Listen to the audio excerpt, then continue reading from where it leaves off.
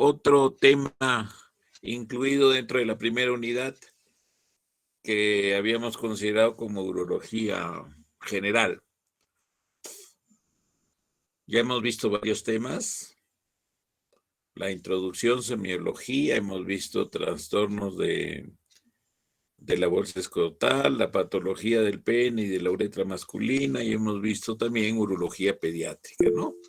Entonces ahora vamos a ver este tema que es bastante importante y que realmente ocupa buena parte de la cirugía ahora mínimamente invasiva también. O sea, antiguamente, por decir, en la década del 60, 70, que no había cirugía mínimamente invasiva, la incontinencia urinaria femenina se trataba básicamente, después de hacer un diagnóstico más o menos adecuado, preciso, tanto semiológico o con urodinamia, se llegaba pues al tratamiento quirúrgico, que era básicamente con cirugía suprapúbica. Habían varias operaciones, ¿no? La operación de Marshall-Marchetti-Kranz, que había que colocar puntos parauretrales con material no reabsorbible que iban y se fijaban a la zona del periósteo del pubis, de la parte posterior del pubis. También había, y hasta ahora está vigente, la operación de Burch, que consiste pues en hacer un levante del parauretral y paravesical que va hasta los ligamentos inguinales, ¿no? Los ligamentos de Cooper. Entonces esas eran las técnicas básicamente que existían. Posteriormente empezaron a aparecer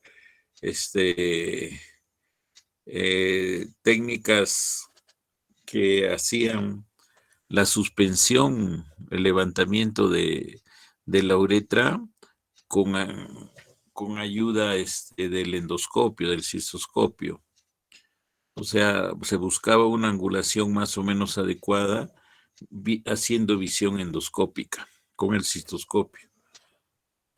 Posteriormente, ya más o menos a fines del siglo pasado, aparecen pues la cirugía mínimamente invasiva colocando mallas, ¿no? Colocando mallas que hacen igualmente la suspensión tanto a nivel del cuello vesical o al tercio medio de la uretra. Hacen la suspensión hacia el retropubis, el TBT, o también hacia la zona obturatriz. Entonces esas son las técnicas que estuvieron muy en boga, pero hubo un momento en que ya se exageró en la colocación de las mallas y para hacer colposuspensiones, también, o sea, para lo que se denomina prolapsos genitales, cistocele, rectocele, se hacían pues, se colocaban igualmente mallas, o sea, que habían mallas que ocupaban todo la cara anterior de la vagina y eso provocaban pues muchos problemas de rechazo y también de intolerancia, o sea, de mucha sintomatología. Entonces, en algún momento, los fabricantes de estas mallas las retiraron del mercado. Y ellos consideraban que el que las quería utilizar era bajo su responsabilidad, pero no incluían a los fabricantes porque ellos se fueron a la quiebra, muchos, ¿no? Porque la gente empezó a reclamar que muchas complicaciones y que no había buenos resultados y se suspendió.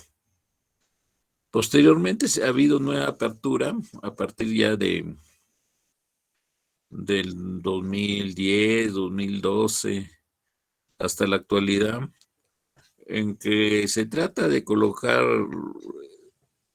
las mallas, pero sin exagerar en colocar mucho tejido sintético, ¿no? Son, por decir, mini mallas que se colocan, que tienen un efecto o una respuesta en cuanto a la mejora de la incontinencia que es equivalente con los tratamientos convencionales, tradicionales. Entonces, eso es lo que vamos a ver hoy día sobre la incontinencia urinaria, parte de la urología femenina, y la segunda parte más bien va a ser sobre problemas de fístulas urinarias. Bien, entonces la incontinencia urinaria, pues, vendría a ser la pérdida involuntaria de la orina. No es algo muy fácil de entender. La pérdida involuntaria, o sea, cuando no hay voluntad para miccionar y se le escapa la orina, por decir, eso vendría a ser la incontinencia urinaria. Vendría a ser un síntoma, un signo y una patología. O sea, es un proceso fisiopatológico de base. Tiene un proceso fisiopatológico de base. Clasificación. Entonces vamos a mencionar los principales tipos de incontinencia. Tenemos la incontinencia urinaria de esfuerzo, verdadera o anatómica. Aquí hay una hipermotilidad del segmento vésico-uretral debido a la debilidad del piso pélvico. El piso pélvico está vencido y no está, por decir, tenso. No está tenso, entonces ahí se da la incontinencia por debilidad del piso pélvico. Se caracteriza por tener los esfínteres normales. O sea, son esfínteres que no tienen ninguna alteración.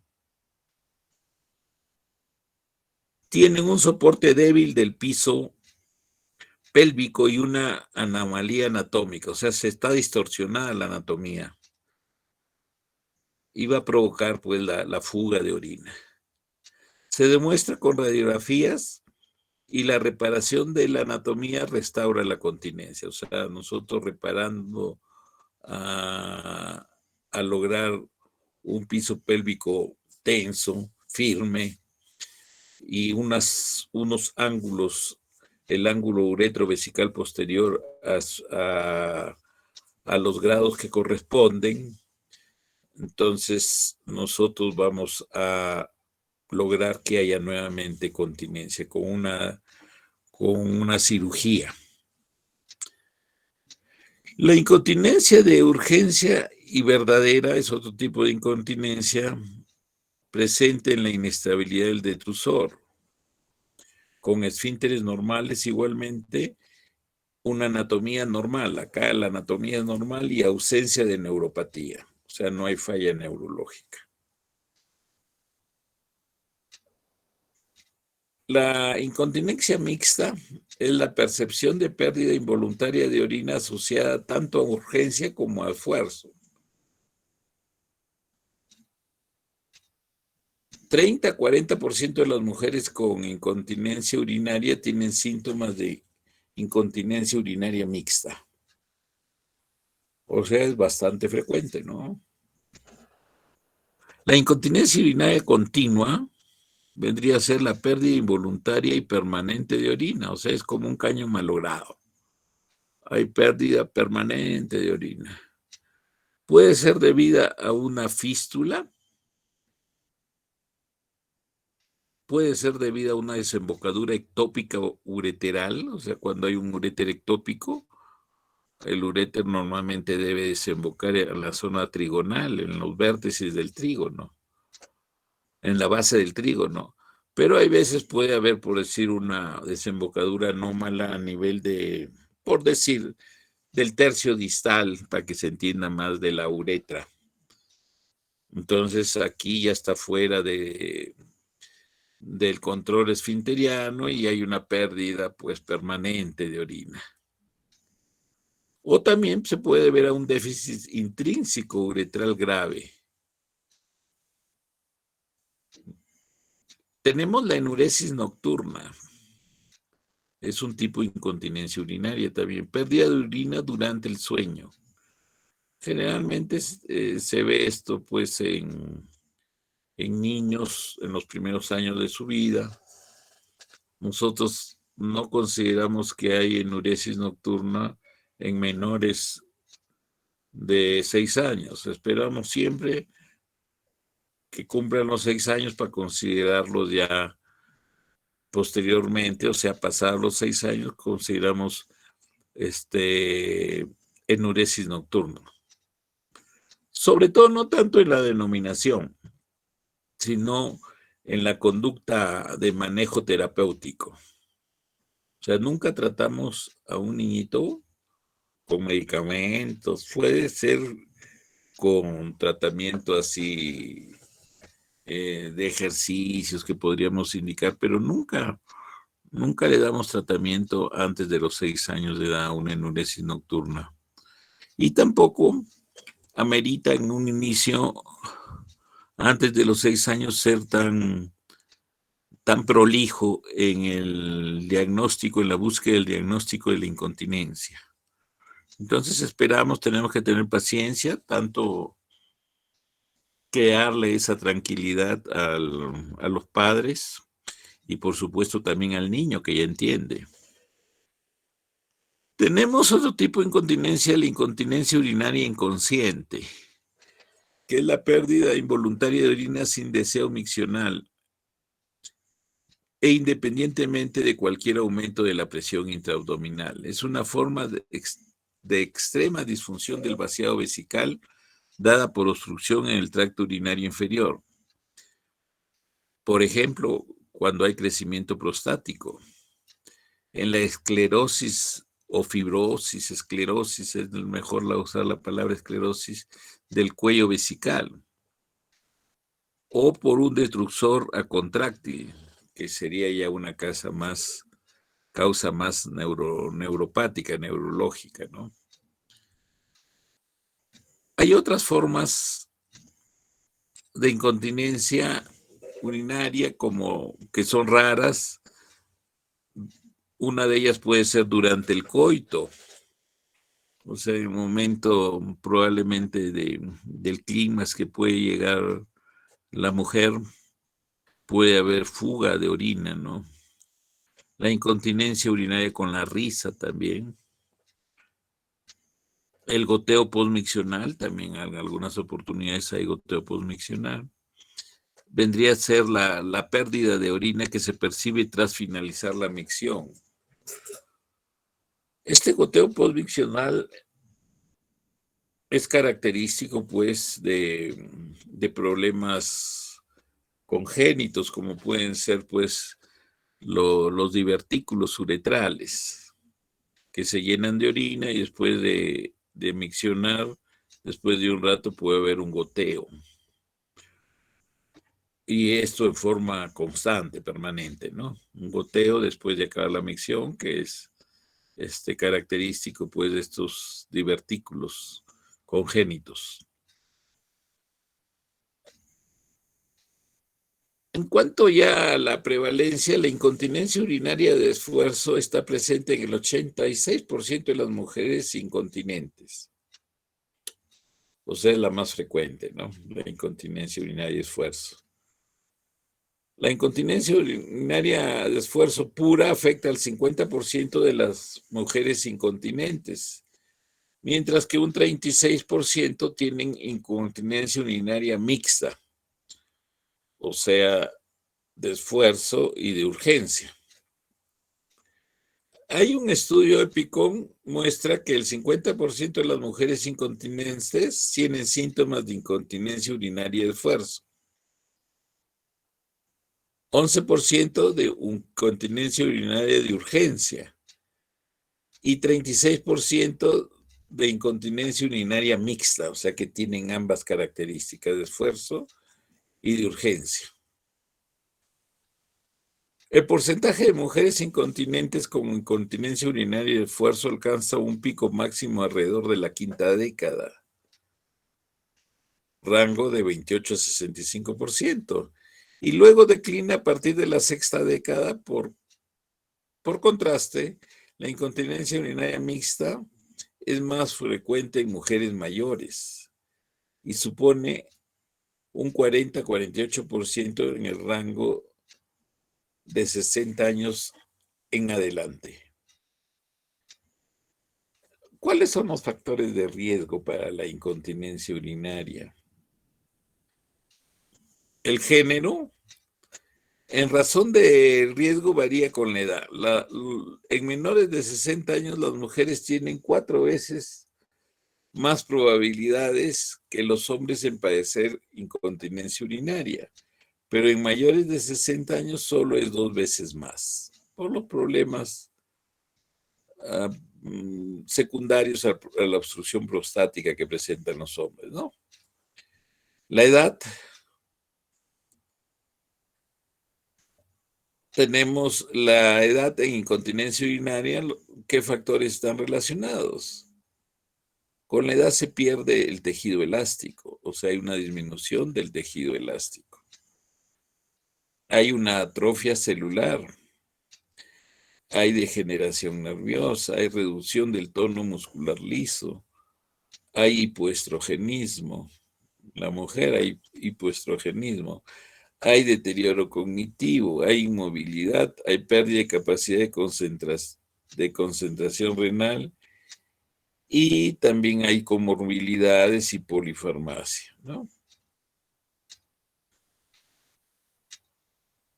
Otro factor de riesgo tenemos la menopausia e hipoestrogenismo. En mujeres mayores, pues, de 50 años probablemente, 45 a 50 años, la raza. Las mujeres blancas tienen una prevalencia de incontinencia urinaria de esfuerzo 3 veces mayor que las mujeres negras, atribuyéndose a diferencias raciales en el tejido conjuntivo o en la musculatura, en sus músculos.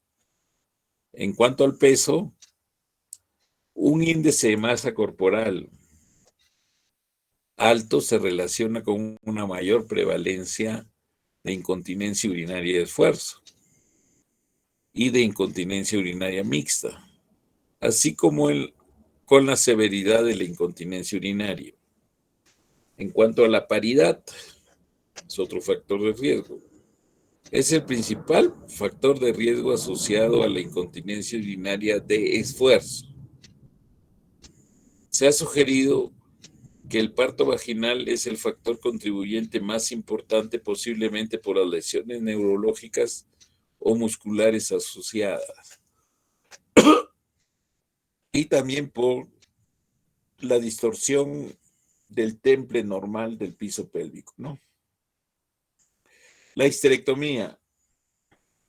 Un metaanálisis publicó una asociación entre histerectomía e incontinencia urinaria a largo plazo. Es decir, muchos años tras la cirugía, sobre todo en mujeres mayores de 60 años, en las que el riesgo de incontinencia urinaria se incrementaba hasta en 60%. Hay otros factores de riesgo uroginecológicos. Tenemos los prolapsos de la pared vaginal y de los órganos pélvicos, la debilidad de los músculos del suelo pelviano, la cirugía uroginecológica previa, el estreñimiento, la cistitis y otras infecciones del tracto urinario son los factores uroginecológicos más importantes asociados a la incontinencia urinaria. Otros factores tenemos, incluyendo cardiopatías, diabetes mellitus, enfermedad de Parkinson, la demencia, accidentes cerebrovasculares, varios fármacos, tabaquismo, abuso de alcohol, etcétera, se han relacionado con la incontinencia urinaria. El diagnóstico clínico. Es muy importante la anamnesis, la exploración física y el diario miccional. El diario miccional es un instrumento pues muy muy económico, muy simple, que la mayoría de los urólogos a veces obviamos, pero tiene un valor muy importante. Un dato que debe recoger la historia clínica es el número de compresas utilizadas durante el día, como un dato de la valoración indirecta de la severidad de la incontinencia urinaria. Esto es importante porque hay veces la paciente, la mujer, la informante, eh, es hasta cierto punto exagerada, ¿no? Con el grado de incontinencia que tiene. Y nosotros podemos aclarar este asunto interrogando sobre el número de pañales que utiliza durante el día y el grado de orina que puede ser medido con balanzas pequeñas, porque el peso de los pañales, ¿no? Pero un dato importante es cuántos usa y es otro dato importante de cuántos usa y más o menos de ahí deducimos, ¿no? Si nos dicen que usa 2 al día y que moja relativamente poco, entonces asumimos de que es un grado de incontinencia no tan severa, ¿no? Hay que informarse sobre la paridad. Es importante la paridad. La utilización de forceps para, para el momento del parto. Las episiotomías y duración del trabajo de parto, así como intervenciones previas para la corrección de incontinencia urinaria. Intervenciones abdominales y pélvicas deben reflejarse asimismo otros factores de riesgo que hay que considerar, el sobrepeso, el estreñimiento crónico, etcétera, y fármacos que pueden contribuir a la incontinencia urinaria. El grado de hipermovilidad uretral se puede evaluar con el test del bastoncillo, introduciendo en la uretra y valorando el movimiento del mismo con la tos. Positivo si es superior a 30 grados. Hay que evaluar el residuo postmiccional, siempre realizar cultivos de la orina, urocultivos en estos casos. Entonces aquí vemos que se está examinando el introito, la parte genital en una mujer con incontinencia urinaria. Este es un examen físico en las mujeres. Vemos nosotros en la figura A el test de la tos o esfuerzo con vejiga a capacidad de 300 mililitros. O sea, la capacidad normal, pues, de una vejiga en el adulto es aproximadamente entre 350 a 380 mililitros o centímetros cúbicos. Entonces, se hace este estudio no pues a vejiga totalmente repleta, llena, sino a semillena, ¿no? A 300 mililitros. Entonces, nosotros le invitamos a la paciente a, a que realice una maniobra de Valsalva, que puje, en otras palabras, que puje, que contraiga la musculatura abdominal y se va a ver la fuga que hay de orina, ¿no? Entonces es una evidencia, pues, clara de que es una incontinencia esfuerzo, ¿no? Al aumentar la presión intraabdominal, va a haber la fuga de orina. La imagen B, vemos el test de esfuerzo con azul de metileno, que es para ver, ¿no? Más claramente la fuga que hay, ¿no? Entonces aquí hay una pruebita que se llama la prueba de Marshall, en que nosotros con el dedo índice, pero no en esa posición, sino en la forma inversa. Con el dedo índice, acá, el dedo índice y acá el dedo medio en forma parauretral. Hacemos que la paciente primero realice la maniobra de Valsalva, evidenciamos la fuga y nosotros levantamos. Durante ese momento que está viendo la fuga, levantamos la uretra con el dedo medio y el dedo índice, levantamos. Y vamos a ver de que se logra pues un stop de la fuga de orina. Entonces aquí podemos nosotros asumir de que esta orina del esfuerzo tiene una prueba de Marshall positivo, que quiere decir de que, en otras palabras, de que probablemente la suspensión uretral va a dar buenos resultados en el control de la incontinencia. Esa prueba debemos hacerla siempre.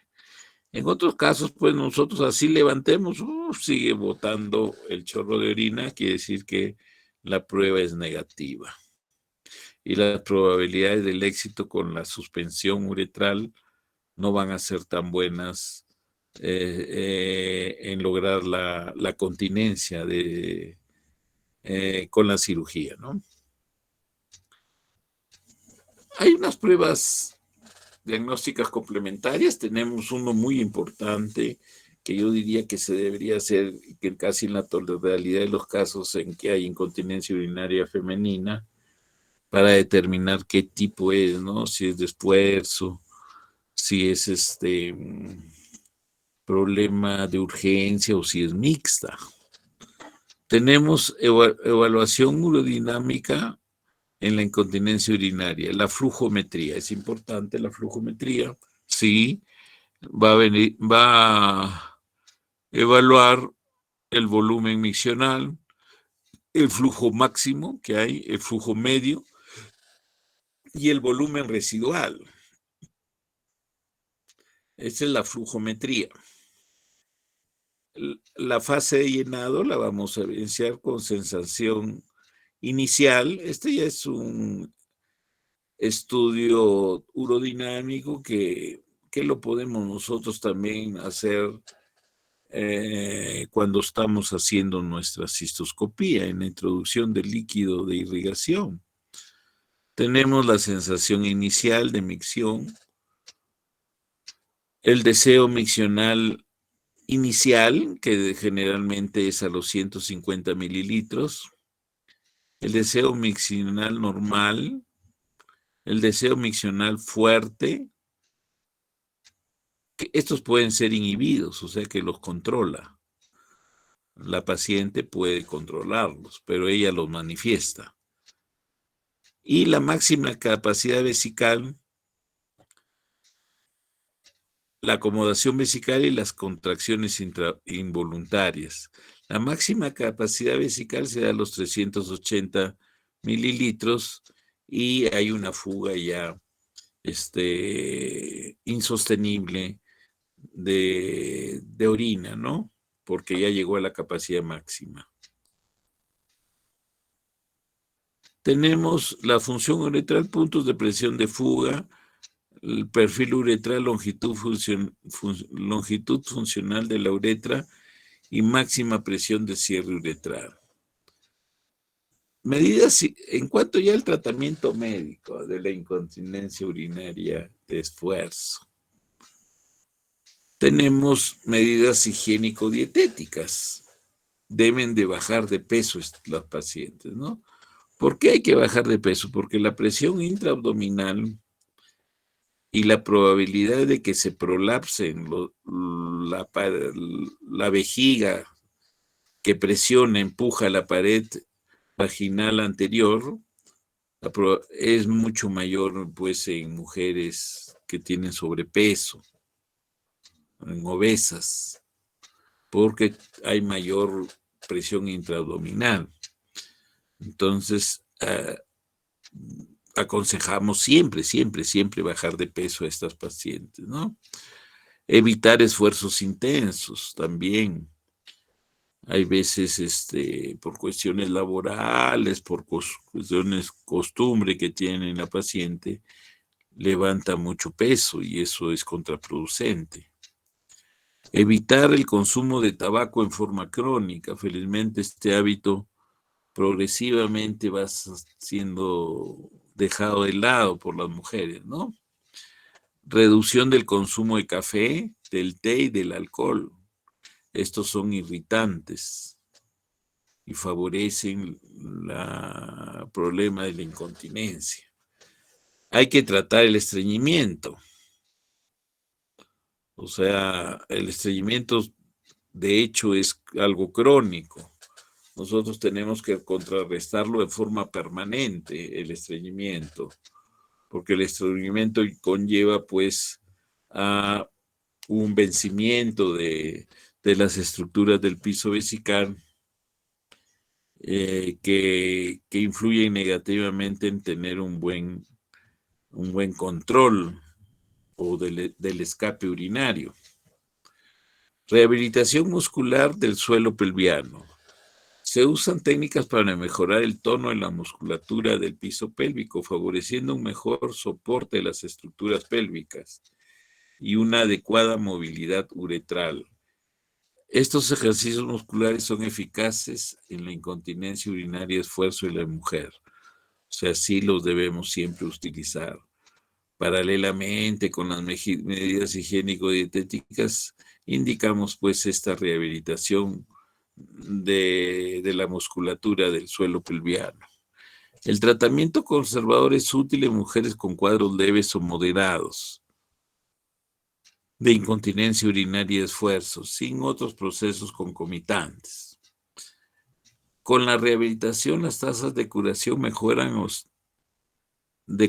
mejoría oscilan entre 60 y 90%, o sea, es bien alto, por eso hay que tenerlo en consideración siempre.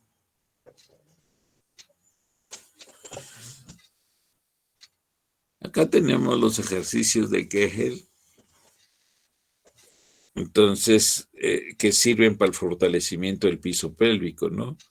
Entonces las flechas van a señalar la ubicación de los músculos pubococcígeos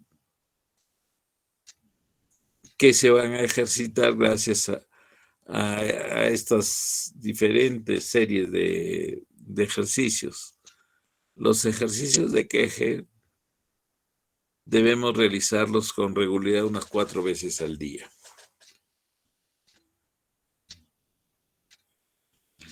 Entonces acá vemos pues un corte sagital de la pelvis femenina donde se visualiza la musculatura del suelo pélvico que se ejercita con la práctica de los ejercicios de Kegel. Acá tenemos pues los músculos elevador del ano, es importantísimo para lograr una buena continencia. Todos los ejercicios van direccionados a un mejoramiento de la tonicidad de este músculo. Y aparte que hay bastante musculatura, pero menos potente en el suelo de la pelvis.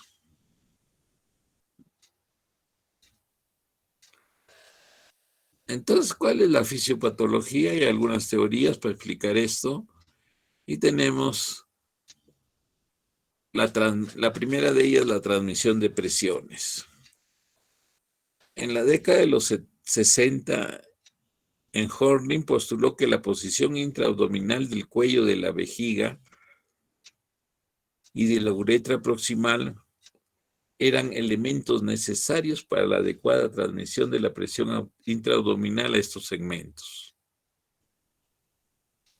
Además, postuló la hipótesis de que el descenso de estos segmentos por debajo del diafragma urogenital los dejaría fuera del efecto protector de la transmisión de presiones, causando la incontinencia de esfuerzo. Esta teoría justifica la colposuspensión de Burch como una alternativa terapéutica que restablece la posición del cuello vesical y de la uretra proximal. Tenemos otra teoría, la teoría integral de la continencia, que la propugnan Petros y Umstein en la década de los 90. Reportaron un estudio vectorial de las presiones que determinan los fenómenos de continencia y micción, así como las estructuras involucradas en estos procesos. Definen a la uretra media como su soporte facial, muscular y vaginal, a lo que llamaban zona de elasticidad crítica, como la estructura responsable de la incontinencia de esfuerzos. Proponen entonces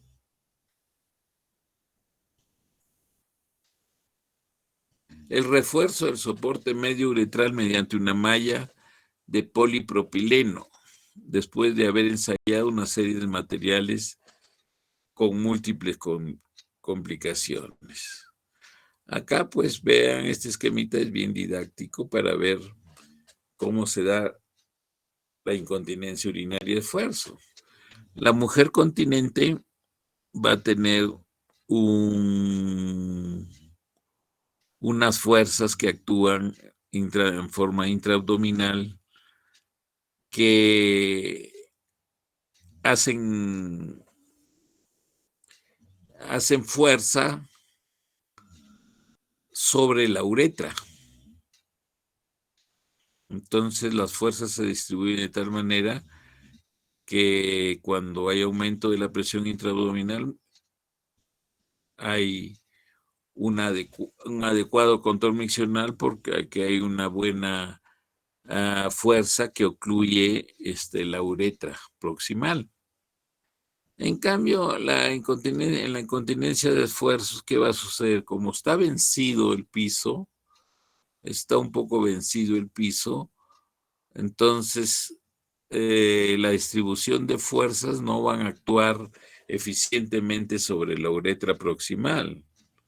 Llega con mucha debilidad por el vencimiento del piso vesical, ¿no? Del piso pélvico.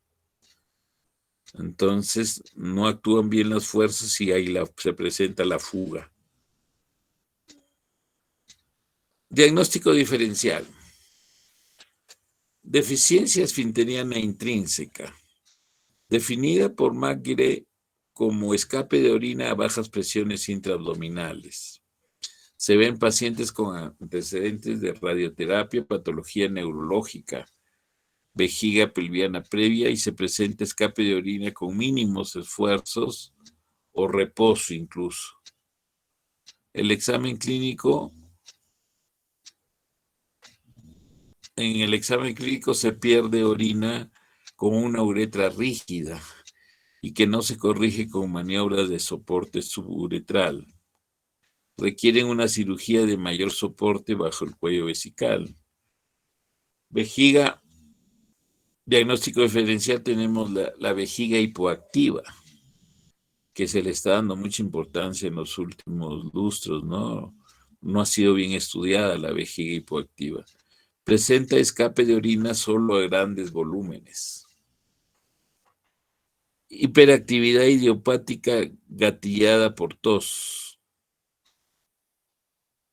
¿Cuál es el tratamiento farmacológico de la incontinencia urinaria y de esfuerzo? En las fases de llenado y vaciado vesicales están involucradas las vías neuronales aferentes y eferentes, somáticas, parasimpáticas y simpáticas, reflejos y neurotransmisores centrales y periféricos. Tenemos el glutamato, serotonina, noradrenalina, dopamina, encefalina y acetilcolina. Las relaciones existentes entre todos estos factores no se conocen a su plenitud, pero es bien conocido que la acetilcolina es un neurotransmisor periférico predominante y responsable de la contracción vesical. Los fármacos más utilizados para tratar la incontinencia urinaria de esfuerzo son los antimuscarínicos. La curación se da en un 30% de los casos y una mejoría sintomática significativa en 50% de los casos, Hay actualmente agentes más selectivos para la vejiga como la solifenacina, que tiene menos efectos secundarios. La serotonina y la noradrenalina tienen propiedades promotoras de la continencia. Por eso está en fase de implementación el uso de inhibidores selectivos de la recaptación de ambos con una mejoría del hasta el 60% en la incontinencia.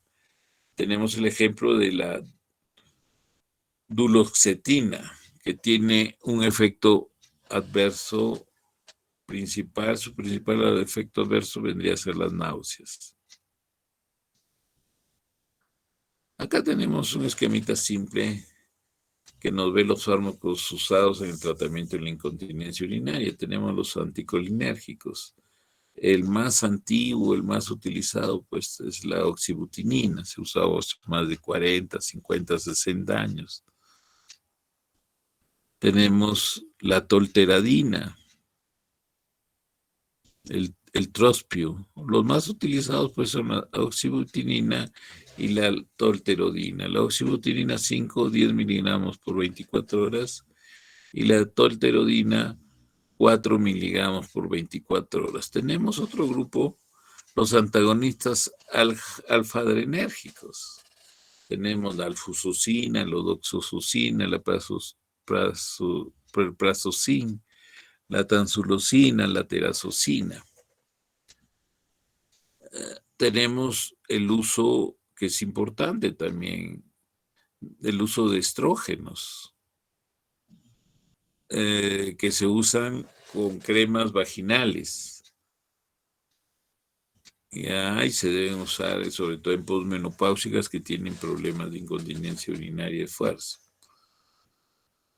Tenemos otros fármacos, tenemos la imipramina, está un poco descontinuada, pero se puede usar.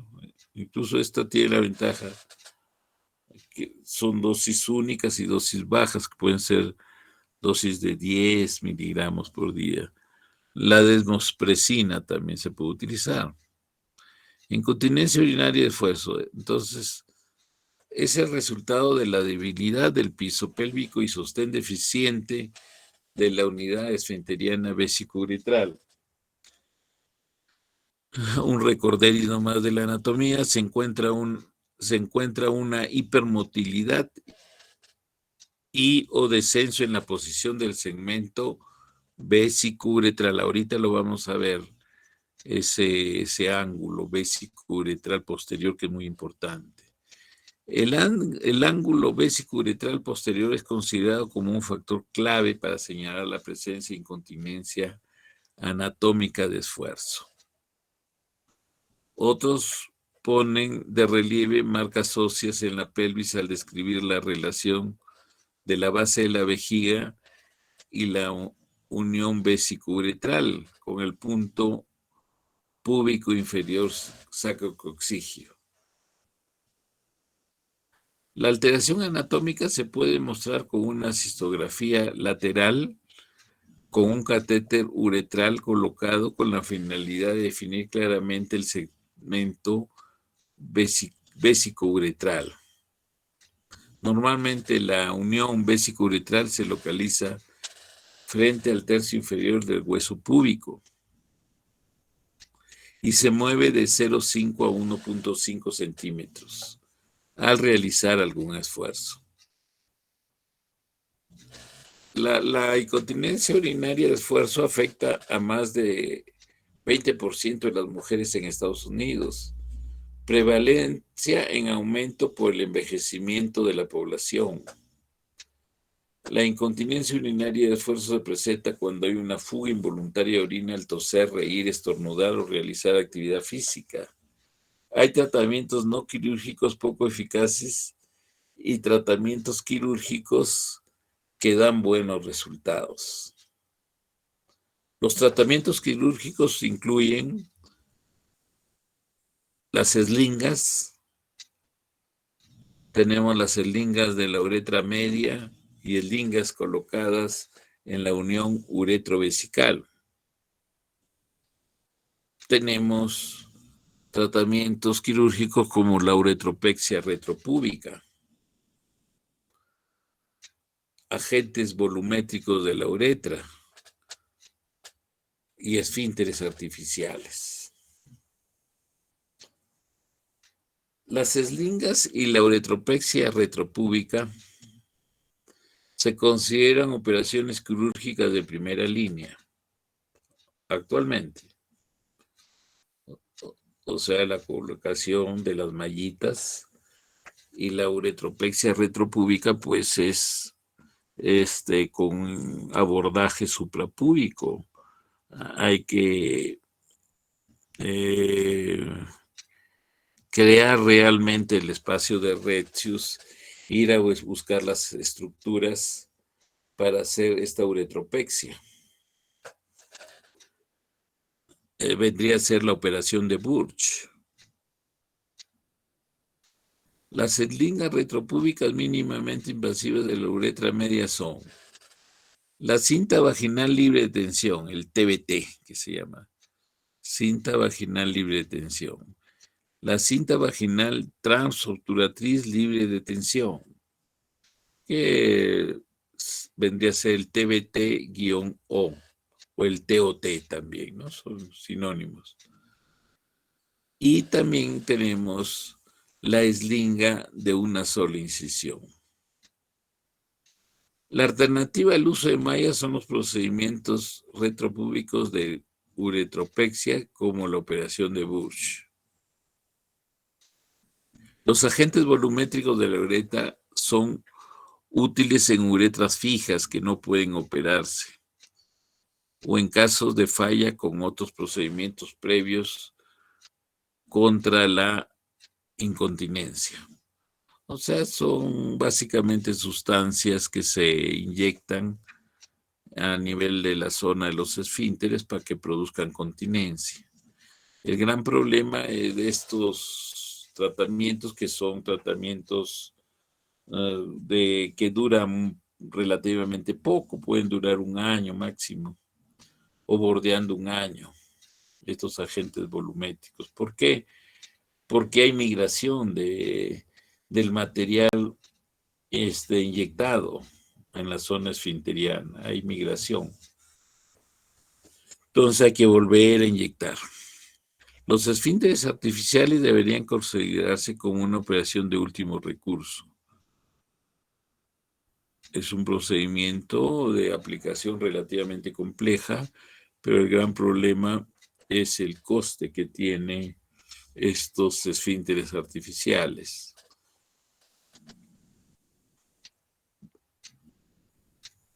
Acá tenemos un esquemita para ver la zona de estudio. Nosotros tenemos, ¿no? Tenemos nuestra vejiga, el útero, la vagina. Entonces, esta es la zona más o menos donde nosotros tenemos que hacer el reajuste anatómico para lograr la continencia, ¿no? Acá un esquema igualmente para ver la proximidad, pues, de que tenemos, que se tiene entre la vejiga, la parte posterior y en este caso, pues, el útero y acá la vagina.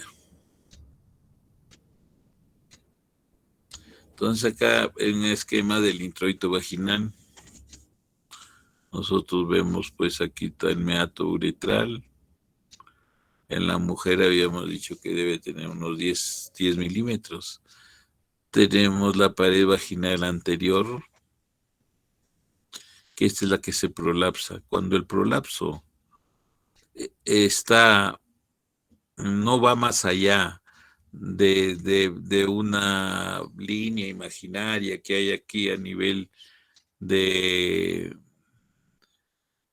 lo que vendría a ser rezagos del himen, en la zona del himen, de la entrada hacia la vagina. Entonces acá probablemente son ya, es un himen complaciente ya cuando ha habido actividad sexual. Entonces, si la pared vaginal anterior protruye más allá de la zona imaginaria a nivel del himen, ya se denomina si pasa esa línea imaginaria de tercer grado, sería un cistocele tercer grado. Si llega hasta el nivel y no lo llega a ir más allá, cuando realiza maniobra Valsalva, entonces estamos hablando de un prolapso, un cistocele segundo grado. Cuando aún es se insinúa menos este prolapso de la vejiga sobre la pared vaginal anterior, podría ser un cistocele de primer grado, ¿no? Igualmente, en la parte inferior tenemos nosotros acá al recto, o sea, la mucosa, la vaginal, la pared vaginal posterior que esté en contacto con el recto. Cuando el recto protruye más allá de esta línea imaginaria que lo da a los restos del himen, entonces estamos hablando de tercer grado, rectocele de tercer grado. También puede haber prolapso de otros órganos internos, ¿no? Puede prolapsarse el útero, puede prolapsarse también los intestinos en algunas oportunidades. Y también se considera siempre en el manejo de esta zona los desgarros que pueden haber, ¿no? Los desgarros producto de los partos previos o de haber realizado también episiotomías en esta zona, ¿no? Hay que considerarlos. Bien. Entonces acá está más clarito para ver la incontinencia urinaria y esfuerzo. Vemos en el lado izquierdo acá los músculos débiles de control de la vejiga. Mire, están vencidos. Entonces, hay fuga de orina. Entonces, acá en cambio, la musculatura es fuerte y nos da un buen control de la continencia vesical, ¿no? No se escapa. Acá un esquemita para ver los músculos del suelo pélvico, tanto masculino y femenino. Entonces acá los músculos más importantes en la continencia pues son los elevadores del ano, ¿no? Que hay que tensionarlos bien. Acá tenemos en el hombre una comparación. Entonces acá tenemos el recto, acá tenemos la uretra. Entonces el esfínter de la uretra, que está en la uretra membranosa, hace unidad como si fueran 8 con el esfínter anal. Por eso en los ejercicios de Kegel nosotros fortalecemos. Los ejercicios son fortaleciendo el esfínter anal para que haya una mejora y sea más competente el esfínter que está en el tercio medio y en la zona del cuello vesical de la mujer, tercio medio de la uretra. Acá se considera normal que acá se ve mejor. Entonces este sería el ángulo vésico uretral, vejiga, piso de vejiga y uretra. Este ángulo debe estar bordeando entre 90 y 100, 110 grados. ¿Ya? O sea, aquí estarían los grados. Entonces, ¿qué pasa? Cuando hay prolapso, o sea, hay debilidad del piso pélvico, este ángulo se aplana y se vuelve un ángulo de mayor de 120 grados, incluso hay veces llega a prolapsar y está medio plano a 180 grados. En esos casos no hay continencia. O sea, las cirugías están lo que tienen que lograr es elevar este ángulo y volver al ángulo, aproximarlo a su angulación normal, este ángulo vesicouretral posterior, que debe ser bordeando, como les digo, 100, 120 grados máximo. Entonces se hace un levantamiento del piso y se logra mejorar la anatomía y eso da la continencia. Y esta unidad de continencia debe estar detrás del pubis. Incluso cuando hay maniobra en salva, baja, desciende medio centímetro normalmente. El tratamiento no quirúrgico ya lo habíamos esbozado, medidas higiénico-dietéticas, baja de peso, rehabilitación del piso pelviano, los ejercicios de Kegel y tratamiento farmacológico en los casos que no son tan severos, ¿no? Generalmente se puede usar la oxibutinina, antimuscarínicos, tolterodina. Y hay otros fármacos que están saliendo también que tienen buen efecto, ¿no? En cuanto ya al tratamiento quirúrgico, se necesita hacer principalmente la suspensión y el sostén apropiados del segmento vesicouretral posterior, ¿no? Hacia una posición normal. En la incontinencia urinaria de esfuerzo verdadera, el mecanismo esfinteriano está intacto. O sea, no está dañado los esfínteres, pero su eficiencia está deteriorada debido a la movilidad excesiva de la posición en la posición anormal. Una vez que se ha restablecido la posición, el mecanismo esfinteriano habitualmente recobra su función. Las técnicas para restablecer la posición normal y para proporcionar un sostén adecuado pueden ser hechas por vía vaginal o por vía suprapúbica. Tenemos primero la vía suprapúbica, que es la que teóricamente está siendo desplazada, pero se mantiene todavía vigente.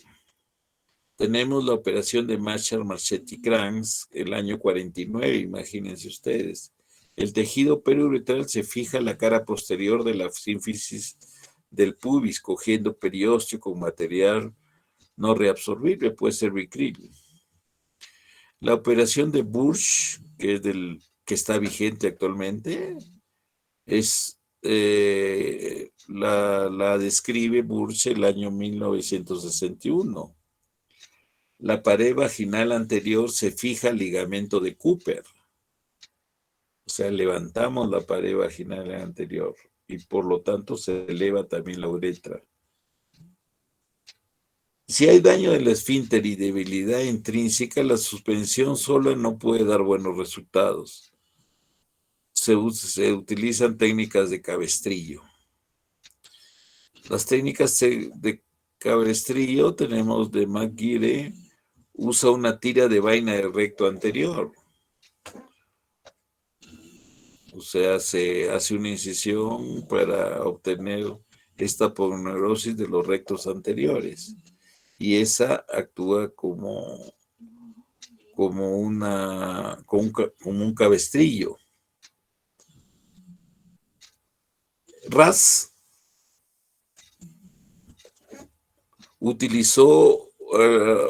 usa de cabestrillo la pared vaginal. La misma pared vaginal en la que se moviliza un colgajo de la pared vaginal anterior y se utiliza para sostener el segmento vesicouretral.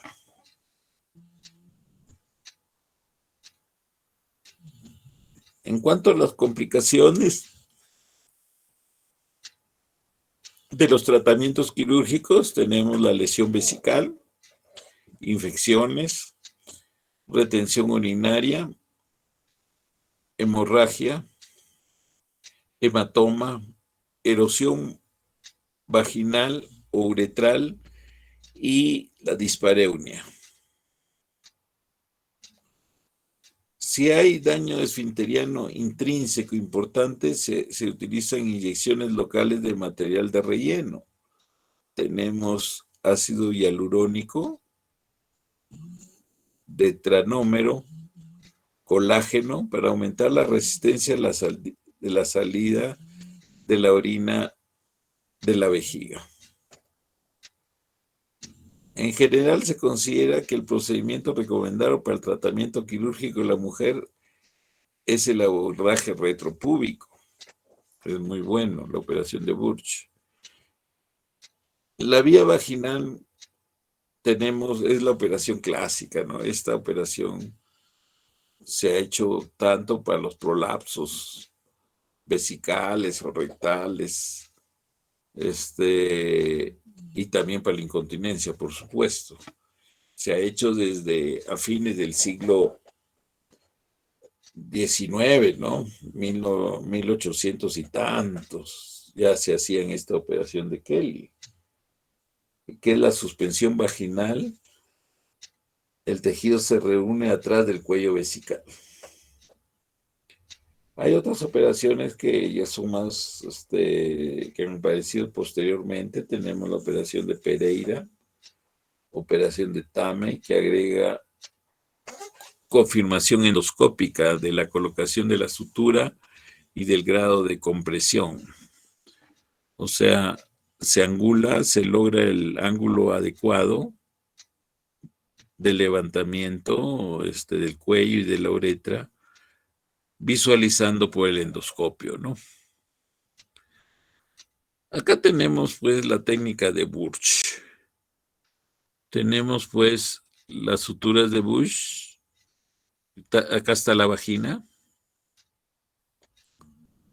Esta es la vagina. Entonces es una colposuspensión. Se está levantando la vagina y se está llevando un ligamento de Cooper a cada lado. Eso eleva la uretra y da la continencia. Esta operación todavía da buenos resultados. Hay que tener presente que la evaluación de la incontinencia no debe ser una evaluación inmediata y punto y se acabó, sino que tiene que ser una evaluación bien llevada a través de por lo menos 2 años. O sea, se ha visto que esta técnica a los 2 años da buenos resultados, encima de 85-90% de éxitos.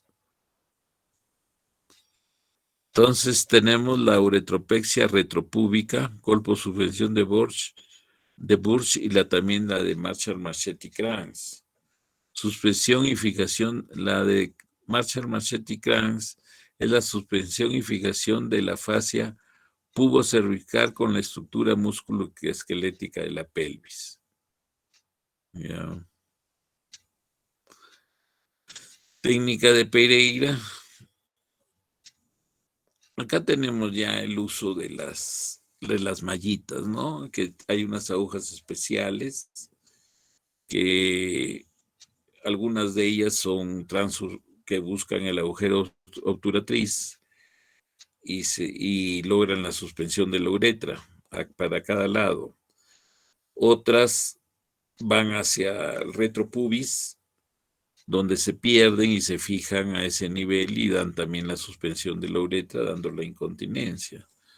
Entonces, eso es lo que hay, perdón.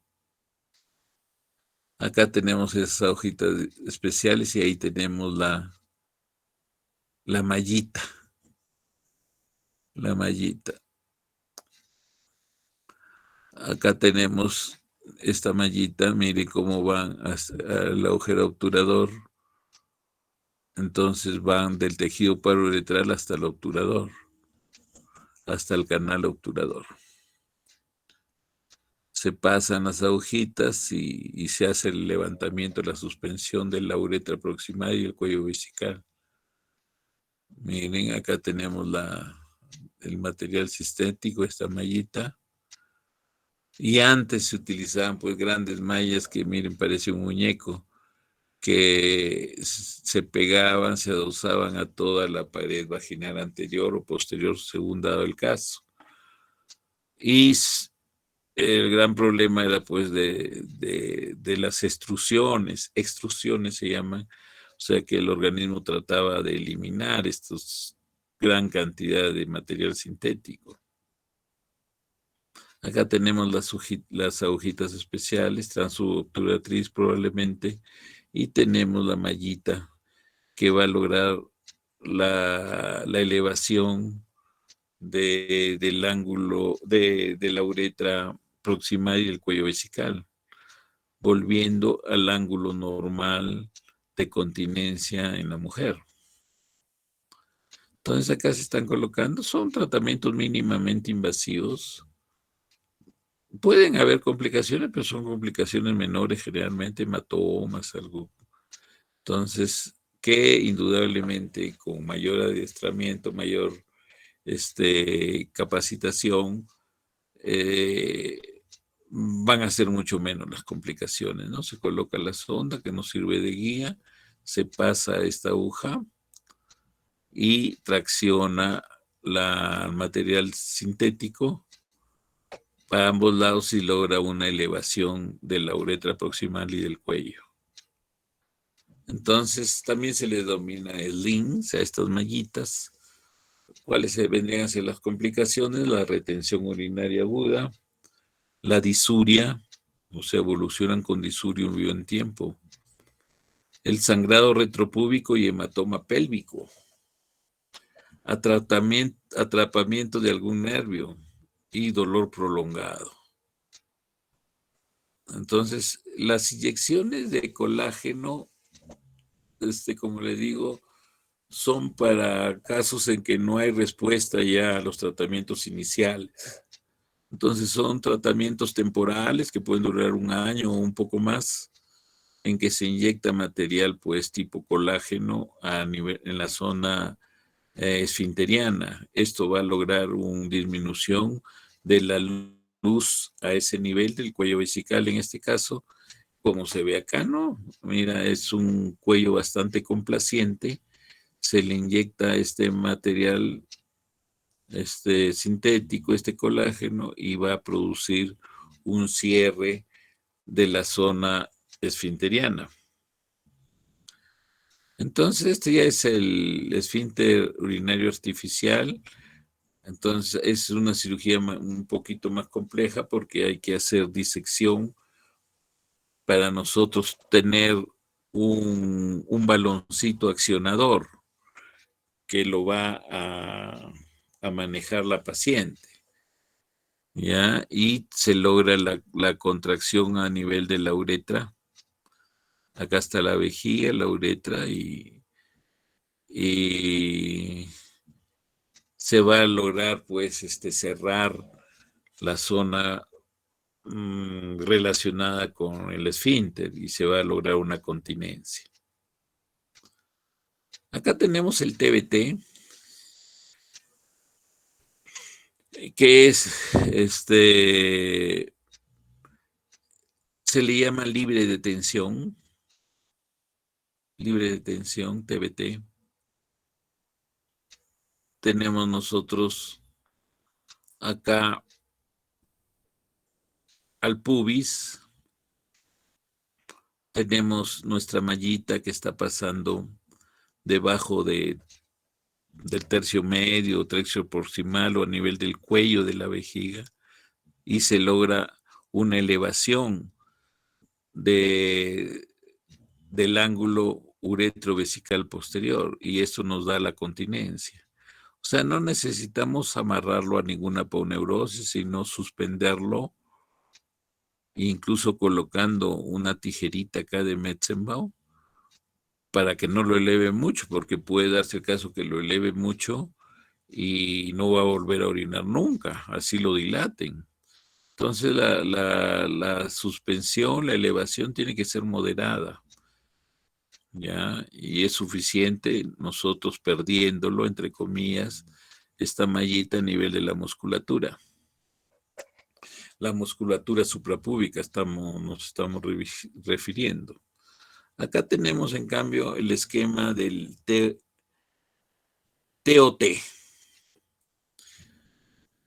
que es la cintita que va hacia el agujero obturador y se pierde también ahí. No es necesario anclarlo con nada. Se pierde, pero se logró la elevación de la uretra proximal y el cuello, o la uretra media o proximal, y da la continencia. Acá esquemáticamente se ve mejor lo que es el TBT, o sea, la mallita va hasta la zona retropúbica y un levantamiento de la zona de la uretra media o la uretra proximal. Entonces, eso es lo que se hace. Hasta el TBT, esquema de emplazamiento de la malla suburetral. Acá las hojitas que sirven para colocar adecuadamente las mallitas. Aquí tenemos la cirugía de la cinta suburetral retropúbica. En el esquema vemos el paso de la aguja desde la incisión vaginal hacia la zona suprapúbica. En el lado derecho, o sea, se mete hasta la zona púbica.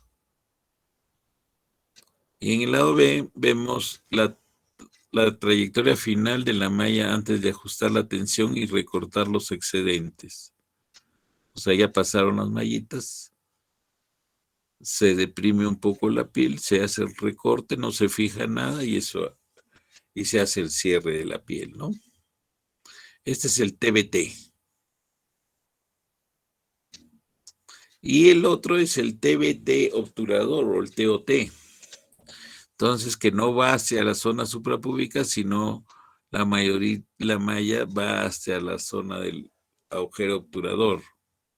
Y ahí se pierde, se levanta y se pierde, siempre haciéndole un contrapeso debajo de la uretra para que no lo levante mucho. Generalmente se pone una pinza, una tijera de Metzenbaum ahí para que no haya una elevación muy marcada.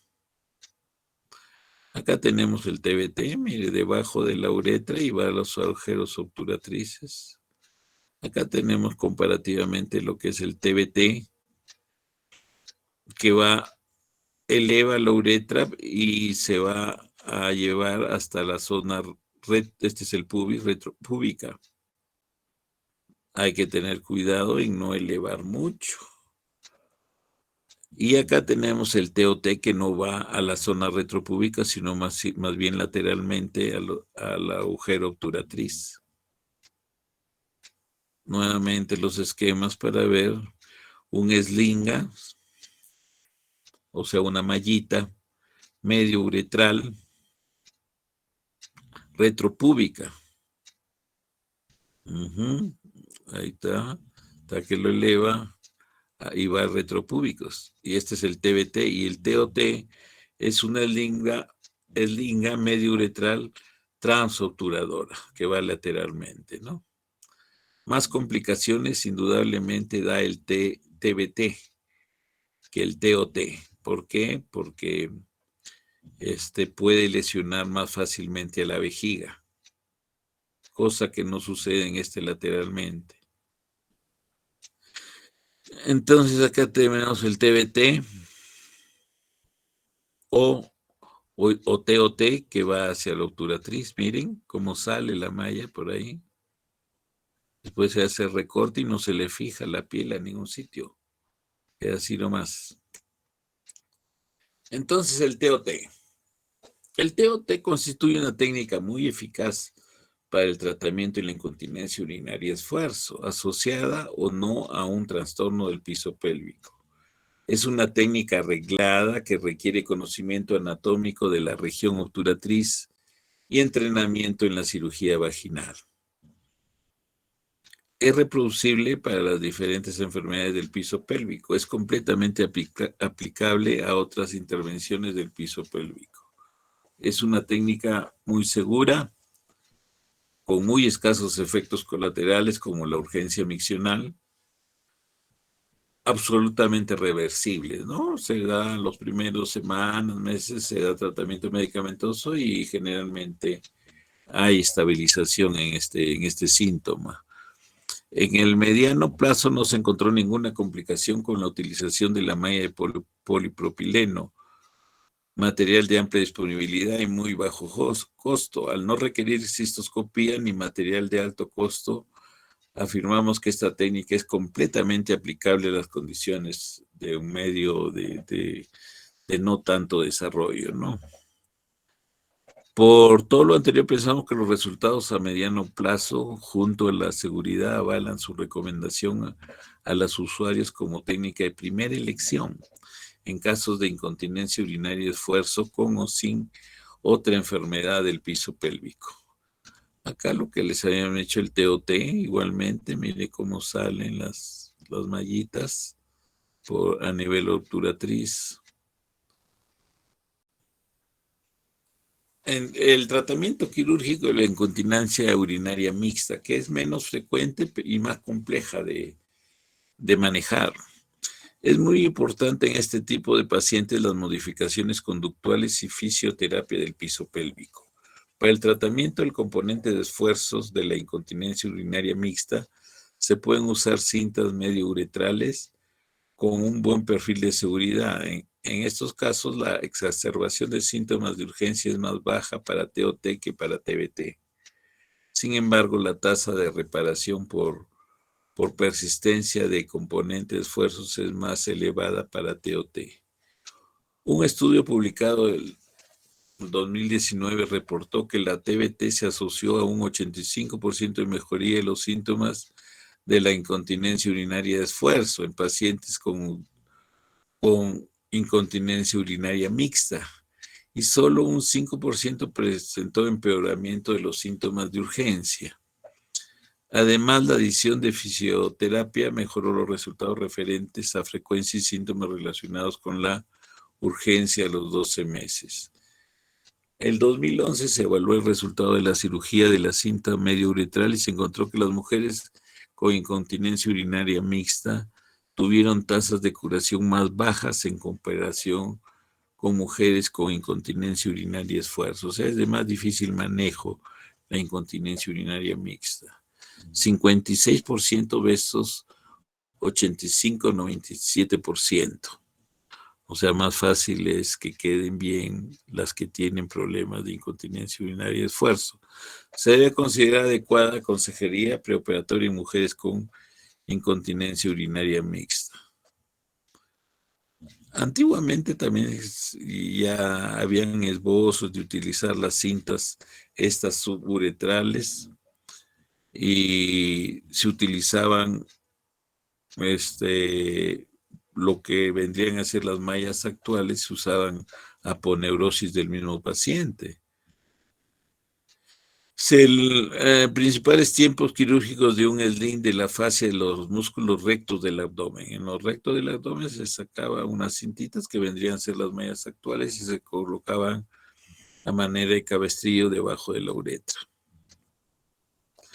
Entonces, acá más o menos la cirugía que se hacía, ¿no? Los principales tiempos quirúrgicos en un sling de fascia de músculos rectos del abdomen.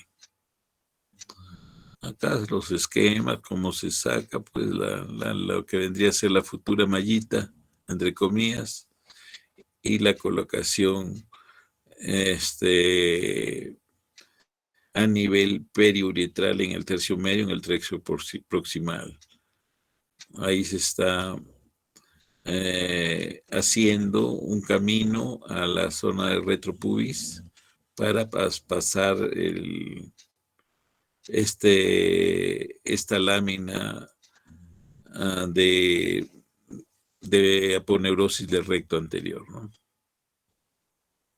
Entonces está haciendo el pasaje en forma parauretral, en forma digital se hace el pasaje. En el IN se pasa hacia la incisión suprapúbica, se jala por arriba y ya está colocado el sling a nivel del cuello vesical o de la uretra proximal. Se ha acabado la colocación del sling, cierre de la herida y se dejan perdidos los, en este caso el sling, perdido el sling. La colocación de tejido periuretral en los casos de que no ha habido respuesta a los tratamientos iniciales, entonces hay que inyectar, ¿no? tejido periuretral para lograr continencia. Muy bien. Entonces, si hubiera alguna preguntita, podríamos resolverla. Es lo que teníamos nosotros que informarles sobre lo que es la incontinencia urinaria y el esfuerzo, ¿no?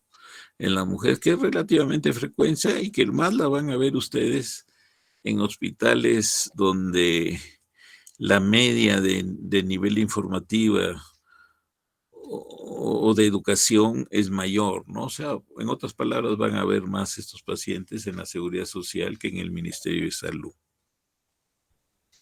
En el Ministerio de Salud lo que pasa, pues, que las mujeres creen que, aparte de que hay menos recursos y le puede costar el manejo de estos problemas, económicamente me estoy refiriendo, ellos creen que es por su bajo nivel de información que tienen, creen que la incontinencia urinaria es un proceso ya pues que es propio de la edad, ¿no?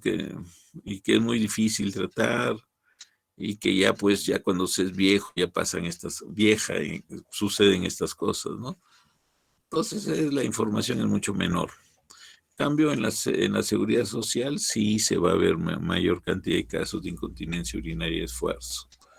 Muy bien. Entonces, vamos nosotros a quedarnos ahí. Si están presentes, porque creo que ya se han ido a dormir toditos o se han ido al cine. ¿Dónde se habrán ido? Estamos aquí, doctor. Ah, ya. Muy bien, hijos. Entonces, es bonito el tema. Es bien importante porque va evolucionando cada vez, como son todas las cirugías mínimamente invasivas. Cada vez se hacen hasta en consultorio esto, ¿ah? El tratamiento se puede hacer en consultorio, así medidas de asepsia, antisepsia, infiltración, y sale ya con su tratamiento, con su mallita. Muy bien, entonces nos quedamos ahí y ya pueden aperturar su aula virtual, ¿ah? Estamos al día, hoy día más tarde voy a ingresar la clase de hoy día también, las otras ya están. Tal sílabus para que vean cómo va a ser la evaluación, etcétera, etcétera. Bien, entonces hasta luego, nos vemos. Gracias, doctor. Muchas Buenas gracias, tardes. doctor. Buenas tardes. Gracias, doctor. Gracias, doctor. Buenas tardes. Gracias, doctor. Buenas tardes. Buenas tardes. Chao, nos vemos.